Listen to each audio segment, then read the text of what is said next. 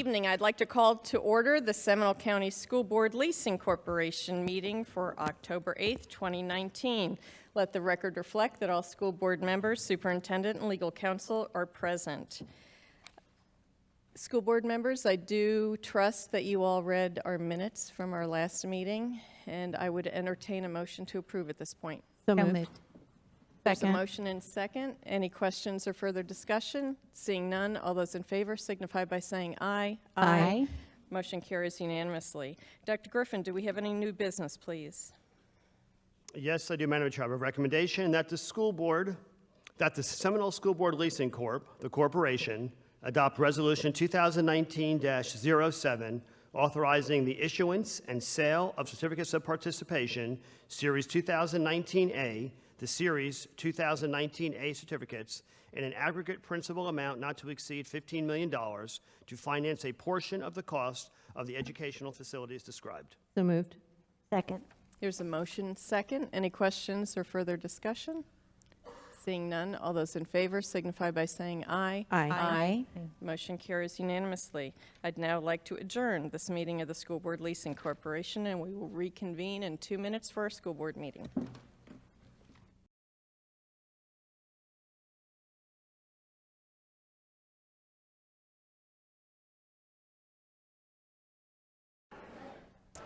Good evening. I'd like to call to order the School Board of Seminole County School Board meeting for October 8th, 2019.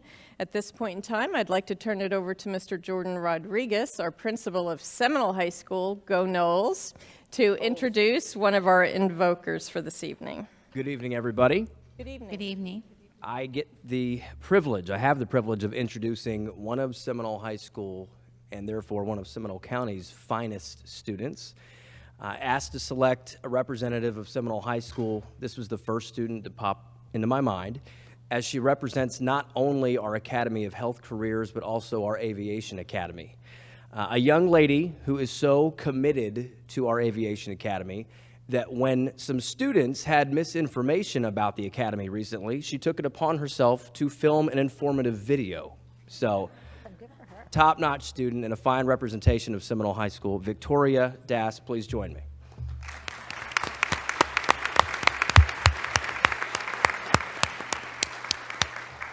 Thank you, and good evening, everyone. My name is Victoria Das, and I am a junior at Seminole High School.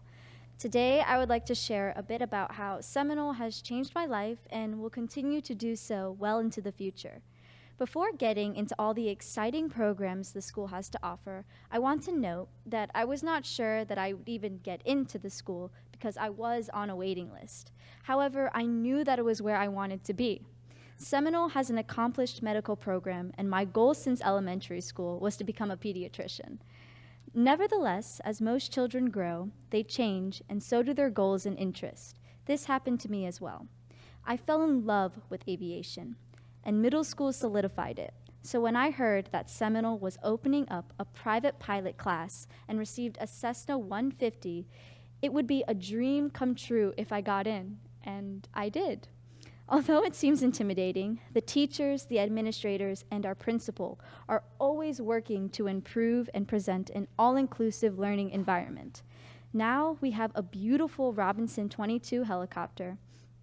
Ironically, it's helicopters I wanted to work with.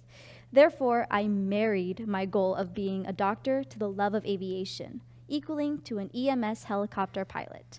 Because of Seminole High School's diverse and ever-expanding programs, my goals are quickly becoming a reality with hard work and support. Go Noles!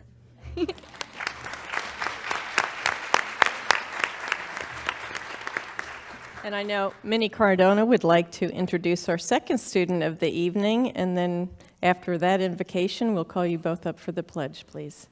Yes, good evening, Dr. Griffin, school board members. I would like to introduce one of our very own students from the Latinos in Action class that we are offering currently at Lake Brantley High School. I would like to introduce Laida Mendoza. She's a 10th grader and first year student in Latinos in Action. She's a wonderful student in the class, actively involved in the community and after school, and very athletic too. She plays soccer, and it's really an honor and a privilege to have her here. Layla, can you come up, please?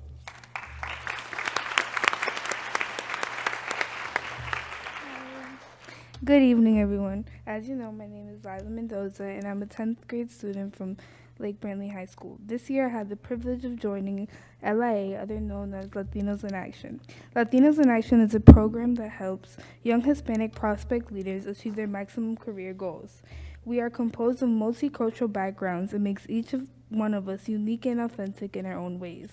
We share many differences, including our food, music, and different Spanish dialects, but we have one thing in common: to pursue a better future life. We aim for a better education and better jobs for all of us that's in us. Thank you.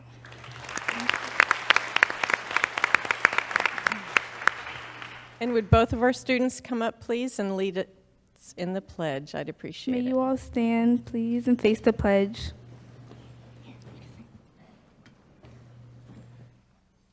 I pledge of allegiance to the flag of the United States of America and to the republic for which it stands, one nation, under the God, indivisible, with liberty and justice for all.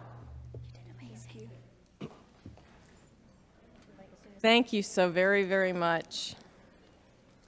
Let the record reflect that all 5 school board members are in attendance, and I would also like to acknowledge Mr. Jason Sear, representing the Seminole County Council PTA, with us here this evening. Thank you for attending. Dr. Griffin, do you have any agenda modifications? Just one, Madam Chair. My modification is that the addendum for good cause is marked on our electronic agenda by a green flag named addendum item. Thank you. Board members, do you have any items you'd like to select for removal or comments? No, ma'am. No. No modifications for me. I have one on 5F, potentially seeking a school board member to sit on this RFP committee. I didn't know if any of you would desire to sit on that committee. I think it would be beneficial to have school board representation on this, and I know up next is Mrs. Kraus or Mrs. Almond. So if either of you might be interested in serving. If we're available to schedule, yes. Okay, thank you. Could the clerk check the schedules and we'll go forward with that? Okay, so at this point in time, I'd like to ask for approval of agenda outline. So moved. Second. There's a motion and a second. Any questions? Seeing none, all those in favor signify by saying aye. Aye. Aye. Motion passes unanimously. I know we have quite a few presentations this evening. If you'd all meet me on the floor.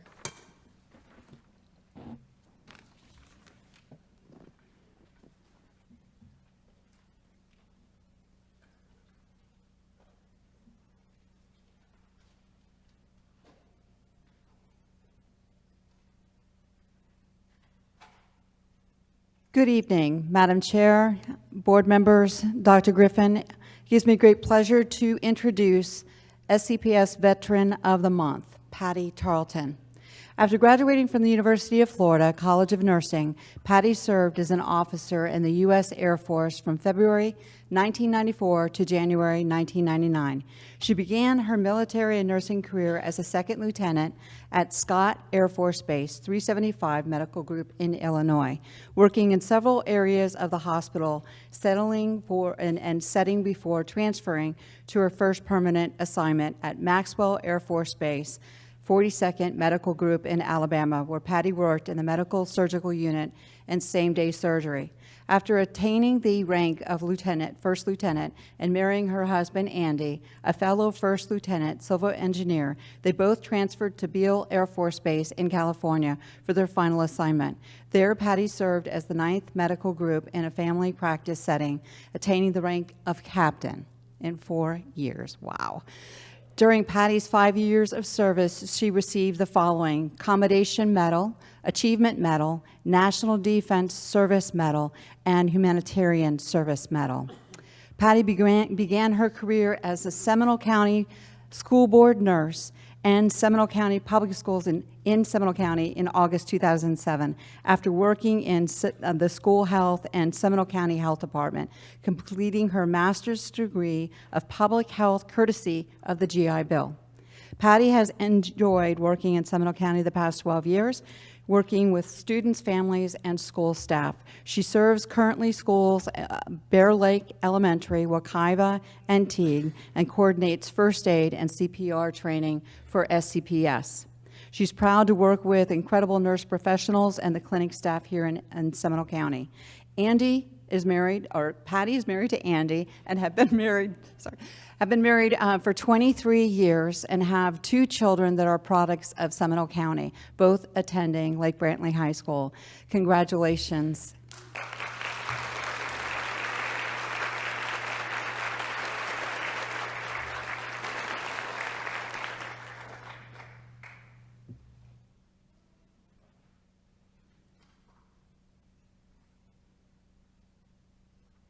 Good evening. I'm Maureen Scanlon. I'm the coordinator of instructional projects. And one of the best parts of my job is that I get to manage the Let's Read Seminole summer campaign. Reading continues to be the center of everything we do in Seminole County Public Schools. I want to thank the school board, Dr. Griffin, and the foundation for their continued support of the Let's Read Seminole summer campaign.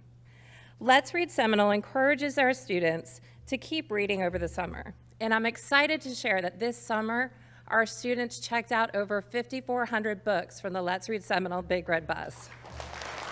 I know. Students were encouraged to submit reading logs to document their summer reading for an opportunity to enter into the district drawing. And tonight, I am extremely proud to present the 2019 Let's Read Seminole district winners. First, we have Ember Reichert. She's a kindergartner from Castleberry Elementary School.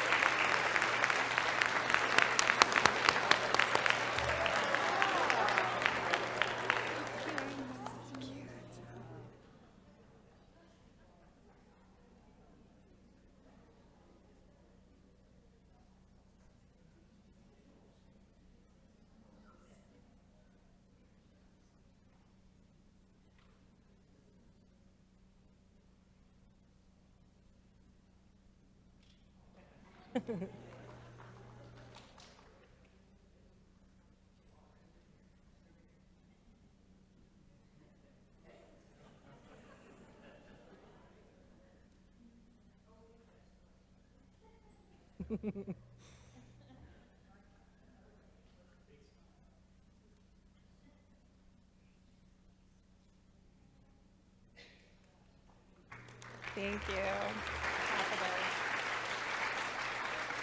Thank you, Ember. Next, we have Leela Flora, a first grade student from Wekiva Elementary School.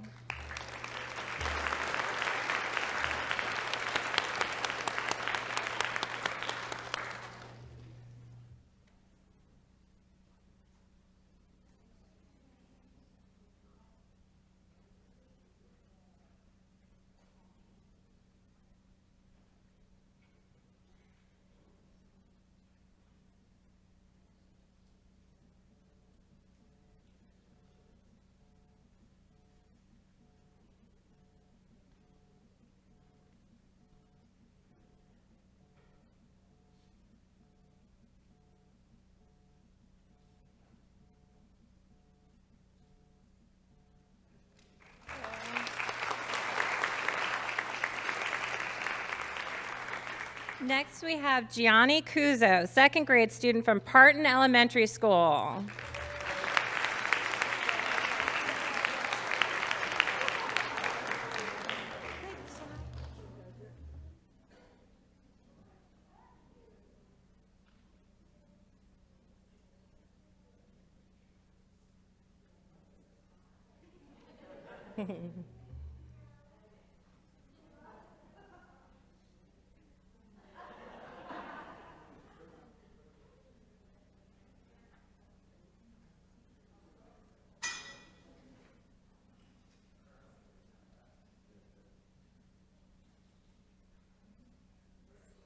Thank you, Ryan.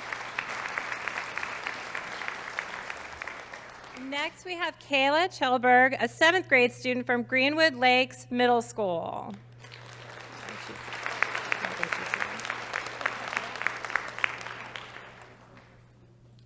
And last, but certainly not least, we have Rishika Joshi, a 7th grade student from Teague Middle School.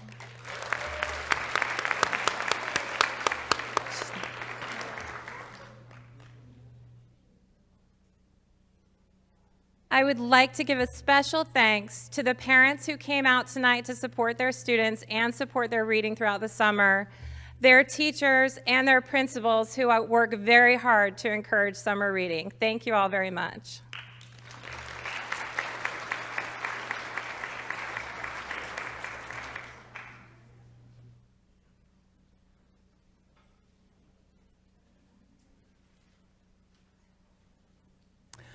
Good evening, Dr. Griffin and board members. I'm Kelly Thompson. I'm the Director of Assessment and Accountability for Seminole County Public Schools, and it is with great pleasure that we are going to recognize several Seminole County outstanding students who achieved a perfect score on more than one state assessment during the spring of 2019 administration. Seminole County Public Schools had 616 students who achieved a perfect score on one or more statewide assessments. Of those 16 students, 43 received a perfect score on 2 or more. Tonight we are excited to honor these students who are enrolled in Seminole County Public Schools. Students, when your name is called, please come up to receive your award. Parents, family members, and school principals, both current and former, please stand when your student is called so that we can recognize you for your support of these outstanding students. I'd like to take a moment to thank Ms. Daphne Zonka, who organized this presentation and got everybody here together this evening. So Dr. Cummings and Dr. Dellinger, please come and introduce your students. Board members and guests, of the 39 students being honored this evening, 2 students currently in elementary schools received a perfect score on 2 or more assessments. Parents, family members, and school principals, please stand when your student is called so that we can recognize you for your support of these students. The elementary students being honored tonight are Justin Levin from Parton Elementary, perfect score, grade 4 English Language Arts, and grade 4 Mathematics. Justin.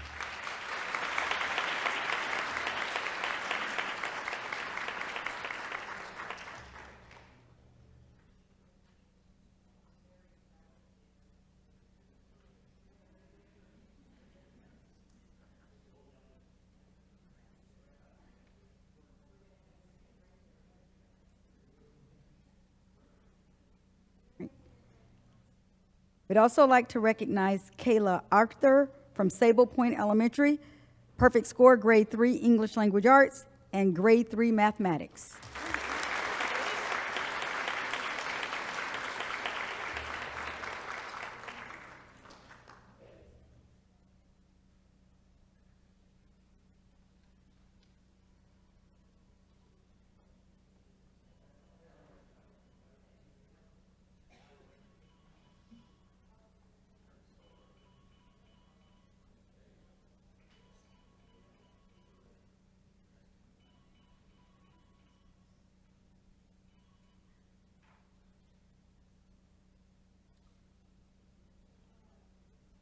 Thank you very much.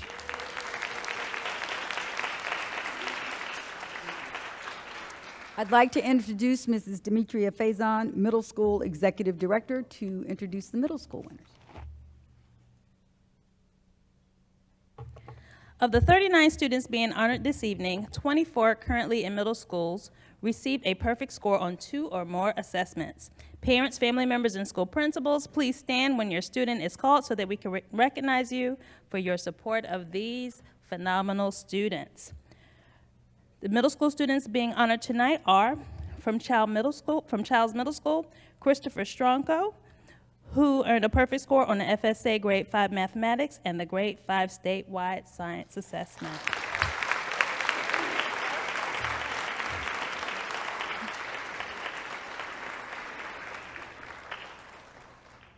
We have Grace Dean, who earned a perfect score on FSA Grade 7 English Language Arts and the Civics End of Course exam.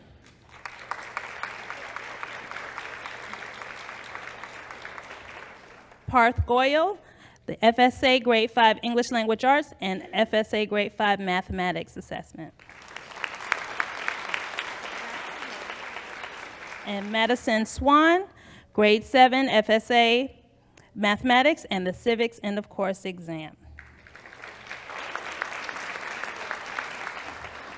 From Indian Trails Middle School, we have Jane Hicken, FSA grade 7 English Language Arts and Civics End of Course exam. From Jackson Heights Middle School, we have Slade Lutke, grade 5 Mathematics and grade 5 Statewide Science Assessment. Sarah Sobek, grade 5 Mathematics and grade 5 Statewide Science Assessment. From Markham Woods Middle School, we have Jonathan Wynn, grade 5 Mathematics and grade 5 Statewide Science Assessment. Akanish Rastagi, grade 5 English Language Arts, grade 5 Mathematics, and grade 5 Statewide Science Assessment. Kabir Sinha, grade 5 Mathematics, and grade 5 Statewide Science Assessment. Bekton Suber, grade 5 Mathematics, and grade 5 Statewide Science Assessment. Jaden Tang, grade 5 Mathematics and grade 5 Statewide Science. From Millwee Middle School, we have Emma Berg, grade 6 English Language Arts and grade 6 Mathematics. Timur Horndukamonos, FSA Algebra 1 EOC and Civics End of Course Assessment. From Sanford Middle School, we have Andrew Nye, grade 5 English Language Arts and grade 5 Science Statewide Science Assessment. Bo Chen, FSA Algebra 1 End of Course Exam and Civics End of Course Exam. Sachin Kamesh, FSA Algebra 1 EOC and Civics EOC. Veer Kapoor, FSA Algebra 1 End of Course Exam and Civics End of Course Exam. Steve Sajiv, FSA Algebra 1 End of Course Exam and Civics End of Course Exam. Ruhan Wing, FSA Grade 7 Mathematics and Civics End of Course Exam. William Smith, FSA Algebra 1 End of Course Exam and Civics End of Course Exam. From South Seminole Academy, we have Anutsit Siprasit, I apologize if I pronounced that incorrectly, FSA Grade 5 Mathematics and Grade 5 Statewide Science. And from Tuscaloosa Middle School, we have Rubina Torkazadeh, grade 7 English Language Arts, FSA Algebra 1 End of Course Exam, and Civics End of Course Exam. Let's give a final round of applause for all of these amazing middle school students.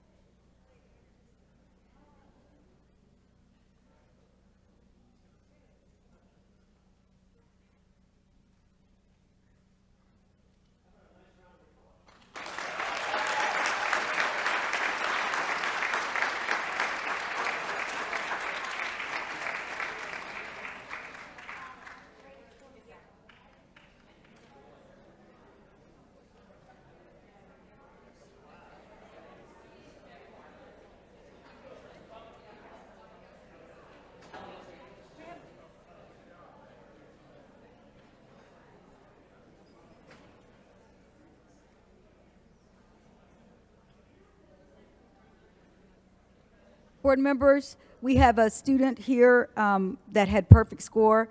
Like to recognize Joaquin Alvarez Sanchez from Bear Lake Elementary School, grade 3 English Language Arts and grade 3 Mathematics, perfect score.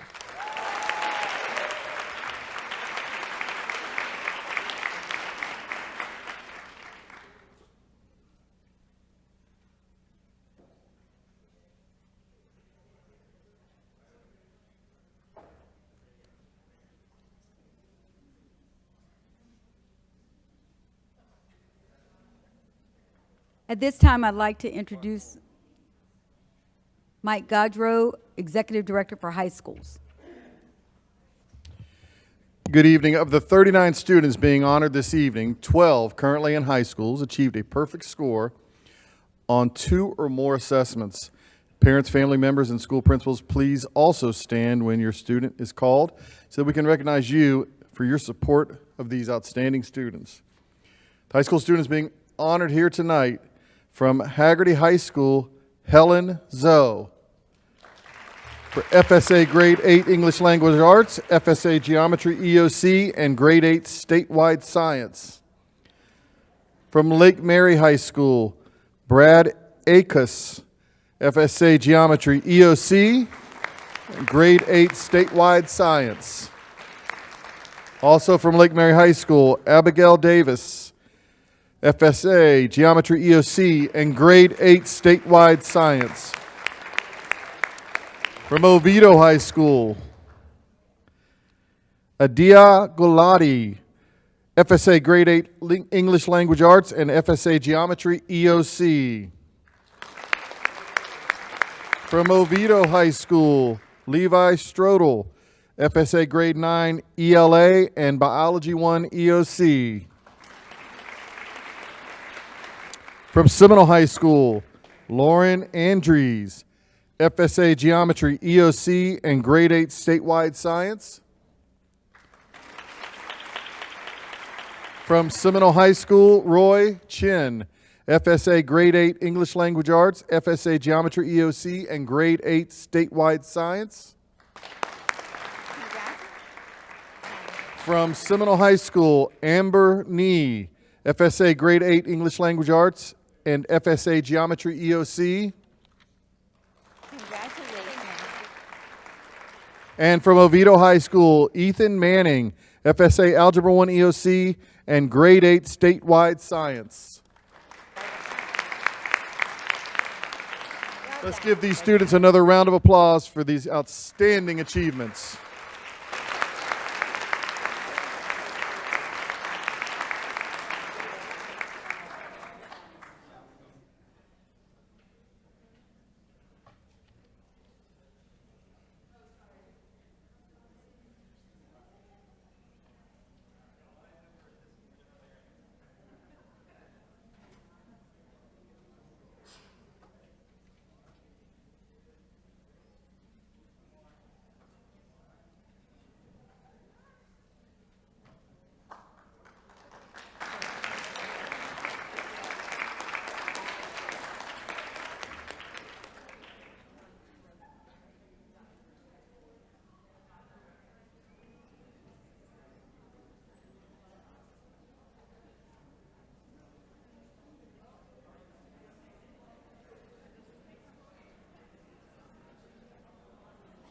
Yes.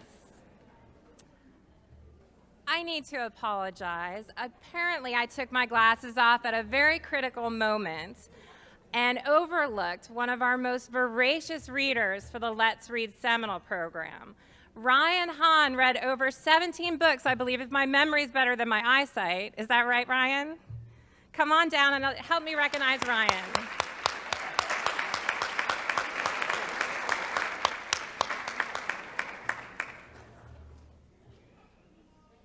Thank you.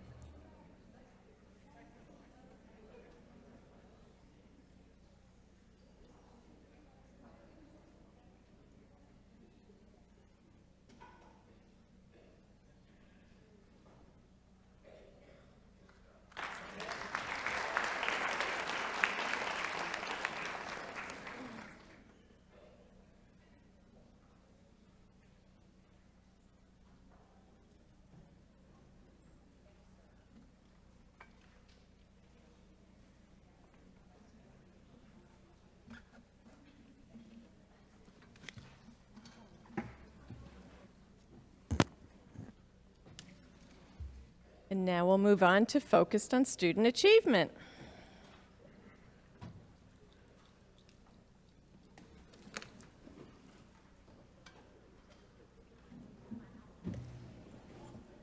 We'll miss you all. You're more than welcome to stay. It's really a good presentation. Congratulations, families. Good seeing you. Try not to take it personally. I know. His grandson. That bad. His grandson got, yeah. Look at this group in front of us. And now the drawing for the $1 million gift card. Yep. Football before we get started? Here you I told every critter under the sun. Dr. Griffin and board members, our Focused on Achievement presentation tonight is really a two-part presentation. I'm going to start off with accelerated coursework in high schools. And our accelerated coursework in high schools is, part of it is a product of the work that was done by Dr. Paul Cottle, professor at FSU, because he does these district rankings for STEM. And so, of course, Seminole County wanting to be number one, we pay close attention to this now, the accelerated coursework in high schools. And we have some work to do, but we've seen some positive trends also. These are the courses that are included in this presentation. You can see computer science, chemistry, physics, pre-calculus, and calculus. And that the levels would be regular classes, honors classes, advanced placement classes, and dual enrollment courses.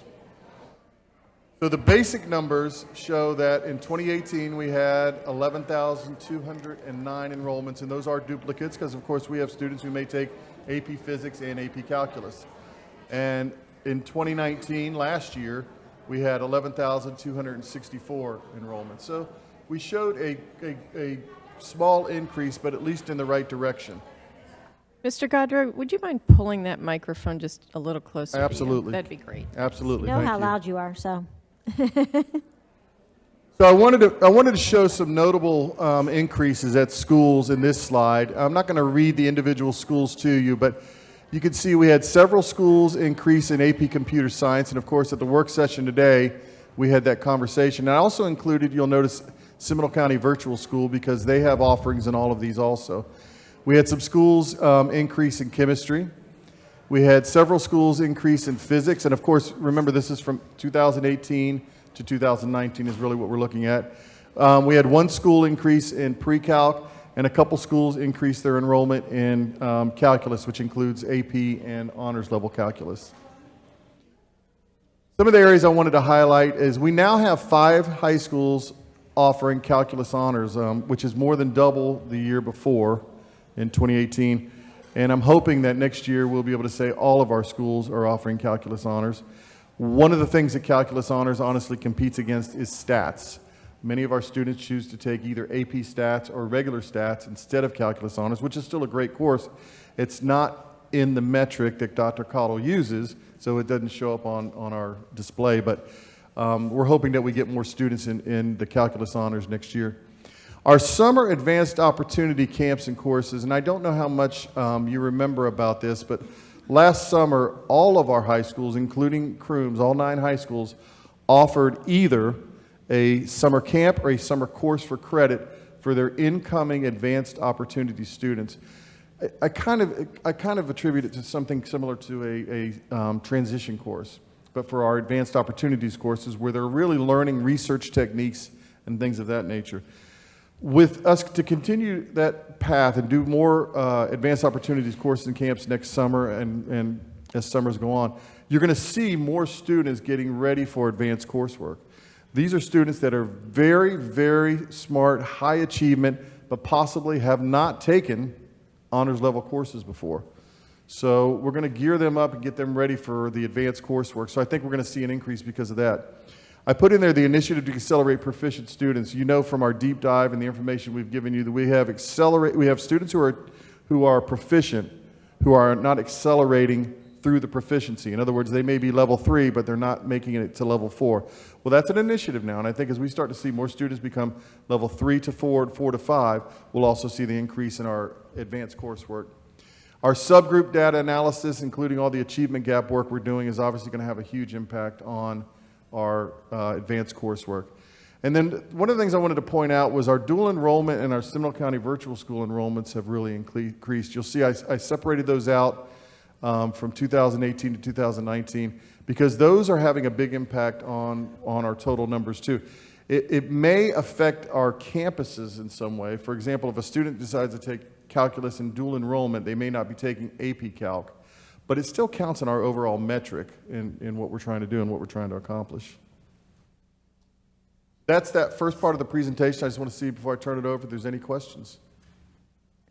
Thank you so much. One quick question about the dual enrollment and the virtual. Are they passing the exams at that rate too, or those are the ones that also passed it at Well, dual enrollment, there's not an exam. Basically, they get a grade. It's a class, yeah, but they they're get a grade. passing the course, should I say, in the college level. Yeah, I don't have the exact data on how many of those upper level courses that the students are taking in dual enrollment are passing. I'm going to tell you it's probably very all high. of them. That's what I'm thinking. Most of those students, if they're going to take physics, chemistry, or calculus, they're advanced students.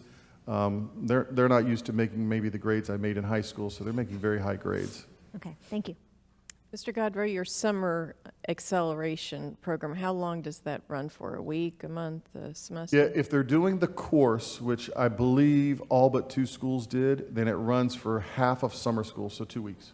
If they're doing the camp, they kind of have some flexibility. Most of them did it for a week. They're not getting a grade and a half a credit for it, so most of them did it for 4 days. And what percentage of our high school students do you think partake of that I can tell you, opportunity? every school had at least 25 students. 3 of our schools had 2 classes, so they had 50 students. I think it's a great opportunity if we really got out there and marketed it some more, because some of the families might not know about it, but what a great pathway for their students to take in high school. Yeah, I think honestly, Dr. Calderon, we probably put it together without a lot of marketing. Didn't exactly kind of flying the plane, as we were building it. But I think next year, knowing that we've done it and we've had some teachers that have gone through it and understand what they want to do with it, I think we'll be able to increase that. That's fantastic. Let us know how we can support it. Thank you. And now I'd like to turn it over to Dr. Sean Gard-Harold. There's always a pause in there. So we talked at our last board meeting about elementary literacy, and so today we're going to talk about secondary literacy, and I have with me Allie Hilliard, who's our coordinator, secondary reading and curriculum, and then Kim Menard is one of our secondary literacy specialists. And so we like to start with the data because we have to know where we are in order to know where we're going. And when you look at both middle and high school data from FSA over the course of the last 3 years, if we look top and bottom for level 3 proficiency, we're really kind of just maintaining in that 60 to 63% range. And so we're not seeing major upticks, we're not seeing downturns either, but there's opportunities for growth in those data. And the same is true for the learning gain data and the low quartile learning gain data. So we are seeing in both of those sections just kind of a stagnation, and so we have some opportunities for growth that we're going to talk about in just a moment. When we look at the categories for ESSA and we compare our students based on ethnicity, our white students are outperforming our black students and our Hispanic students, as we know by some of the ESSA findings that we have. And then our non-free and reduced lunch students are outperforming our free and reduced lunch students. So again, room for growth, working with various departments to make sure that we're addressing all the needs of all of our students. And then again, non-SWD versus SWD students and non-L students versus L students. Those students that are not in those minority groups are outperforming the students that are in the minority groups. So opportunities for us to grow. We know the best way for us to grow those data is to improve teachers and improve teaching. And so we've sat in front of you in the past and talked about Achieve 3000 and iReady and all of those things, but those are really secondary to the most powerful thing in that classroom, which is a teacher. And so Allie and Kim are going to talk to you a little bit about what we might see from really effective teachers in a secondary literacy classroom. Thank you. Before we can talk about the effective instruction, we need to determine the most appropriate instructional classroom support for our students. Our schools review multiple data points in order to schedule their students accordingly. In front of you is our DOE-approved reading placement protocol. The instructional supports afforded to our students at the secondary level include intensive reading courses, content area reading courses, and differentiated support and instruction through their core ELA courses. At this time, I'd like to turn it over to Kim Menard. Thanks, Allie. Students enrolled in the varied literacy courses receive differentiated support based on individual student needs. Constant among all three courses is the expectation for the station rotation model of instruction. Tonight, we would like to focus on two elements of this model, the teacher-led and the independent collaborative learning stations. Teacher-led station allows teachers the opportunity to provide data-driven, personalized instruction. These stations will look and sound differently for groups of students in the same class depending on the needs of the students with whom the teacher is working. Examples of effective teacher-led stations may include conferencing and data-informed standards-based instruction. Resources to support teachers are housed in the Secondary Student Success Literacy Framework. The independent and/or collaborative learning station is designed to provide opportunities for students to practice skills that support previous instruction at their independent level. Attributes of effective independent and/or collaborative learning stations include clear expectations and directions for students, structured roles and responsibilities, exemplars of quality work, and a method for students to receive. Thank you, Kim. So in visiting our varied secondary literacy courses this year, the hallmarks of effective literacy instruction should be evident and feature the following: evidence of deliberate planning, targeted and personalized instruction, clear objectives, engaged students, and frequent monitoring for understanding. So Allie and Kim have just shared with you how teachers rely on data in order to inform the design on their teacher-led and independent collaborative stations. We would also like to showcase an example of the data that is available to our teachers in order to aid them in this differentiation. The Department of Assessment and Accountability has developed the sub-level monitoring reports for the Common 9 Weeks assessments in both ELA and mathematics. The tracking information is provided for each state assessment reporting category. This report allows schools to target specific areas of support for students. Teachers are able to drill down into these reports and identify the areas where students may be struggling or excelling, which should drive their planning for targeted instruction. Teachers receive student-level information regarding tracking towards proficiency. This data includes the student's demographic data, prior year state assessment information, and whether the student is tracking towards proficiency, in progress, or not tracking towards proficiency. And so we're going to take an example and look at student D on this slide. Last year, student D scored a low 3 on the grade 8 English Language Arts FSA. His quarter 1 common assessment results indicate that overall he is not tracking towards proficiency. He needs additional support in all 3 reporting categories. If he continues on this trajectory, he will likely regress. This level of data that teachers now receive will allow them to individually support each student, and this also provides teachers opportunities with more detail in the areas where they need to take action for these students. So just one last word about the executive directors that are sitting at this table. We have been given an opportunity this year to work directly with those teachers during instructional time, but perhaps in their classroom with side-by-side co-teaching and PLCs and providing some non-negotiable support to teachers. And so that's a little bit of a new world that we're entering into, and so it's a grand opportunity for us to really impact those data.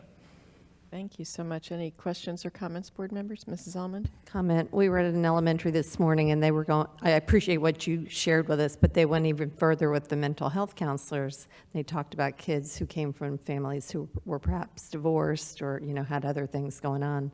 We appreciate the level of support and interest in supporting the kids. Yeah, Ms. Sanchez. First of all, thank you very much for sharing all this data with us. And I love the fact that you're allowing others to come out there and help and collaborate with them and giving them the support that they need. I love the student-led independent stations as well as the collaborative learning, and the teacher-led stations are exactly what we need. With everybody working together, we're going to be successful. So thank you. And I was just going to say, we see this every day. We go in classrooms and we see it in action. So my fingers are crossed that it's going to do what we need. Thank you. Thanks, team. Thank you. Great work.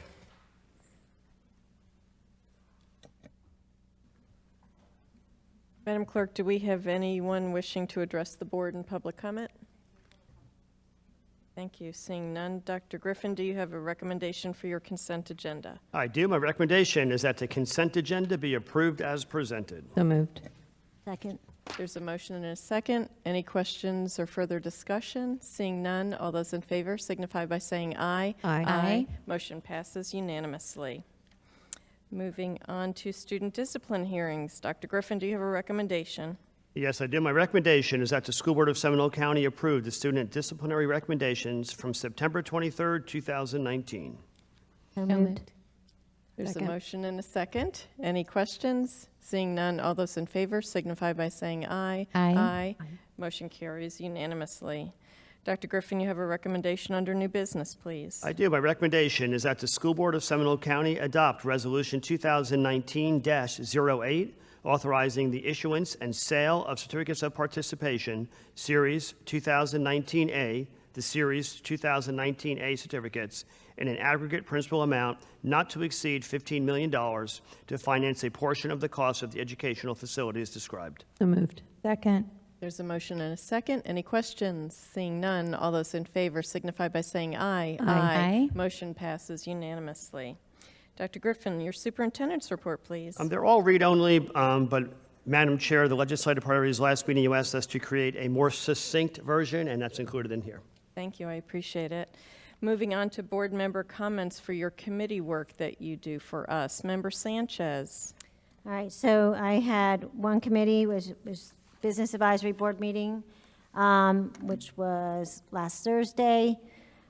We basically went over some of the deep dives that we're continually working on with transportation, and talked a little bit about the red bus and physics bus and how we can implement them into neighborhoods to get others engaged into the programs. And so we can make sure that they read and register. I was thinking of like a R&R, read and register type of activity, so we can get them into the choices programs or student accountability assessment programs. And also Arts Alive auditions. We started yesterday at at Lake Howell yesterday, and then Seminole High School tomorrow. And then, of course, the November 16th will be our Arts Alive event. And we're also having one of our Business Advisory Board members that will serve on the Teacher of the Year finalists. And congratulations to all our Teachers of the Year, as well as all of our teachers who do an amazing job. And they'll be making visits shortly, and then we'll go from there. That's it. Great. Thank you. Thank you so much. Member Kraus, please.